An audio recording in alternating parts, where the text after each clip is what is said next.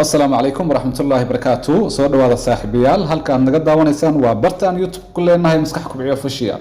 Maanta muuqaalkeenu wuxuu daaran yahay ninkan aad u jeedaan wax xanuuna ma dareemayo, waxaad gubi ka dhaa gacmihiisa, sidoo kale irbad ayaad jirkiisa ku mudi ka dhaa isagoo dareemayn haba yaraatee wax xanuun ah. Ninkan ka hadlayno waa Stephen.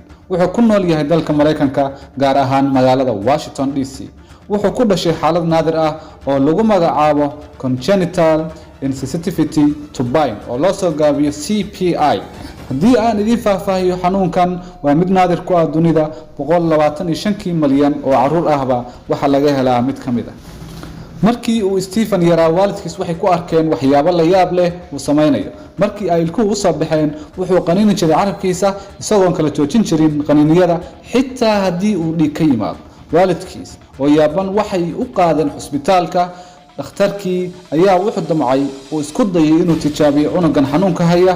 wuxuu ku maday jirkiisa irbad isagoo leetar ama qaraxad kaga shiday cagta hoose bal inuu dareemayo wax xanuun ah. balse Stephen isagoo waxaas oo dhan lagu samaynayo haddana wuu qoslayaa oo wax xanuun ah haba yaraatee ma dareemayo.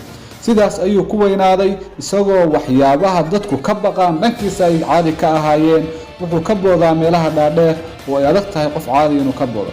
Stephen wuxuu ka jabay in ka badan 80 lafood oo xubnihiisa ka mid ah 40 sano ee dunida uu saarnaa. xanuunka waa digniin uu jirkaagu bixiyo markii ay laf ku jabto ama wax ku mudaan, isla markaas ayaad ogaanaysaa in xaaladaadu aysan caadi ahayn. waxaadna ku dadaalaysaa sidii aad u xalin lahayd dhibka ku soo gaaray. balse Stephen isagoo gabi ahaanba uu ka duwan yahay xaaladda dabiiciga ah. waa sababta ay caruur badan oo xanuunkan naadirka ah qaba aysan cimrigoodu u raagin. Stephen wuxuu isticmaalaa social media si uu bulshada ugu sheego dadka qaba xanuunka naadirka ah CPI inaysan halaagsamin oo noloshoodu tahay mid normaal ah, balse kaliya bulshada kale ay kaga duwan yihiin xaaladdan gaarka ah. fadlan muuqaalkan sii share garee, subscribe na saa.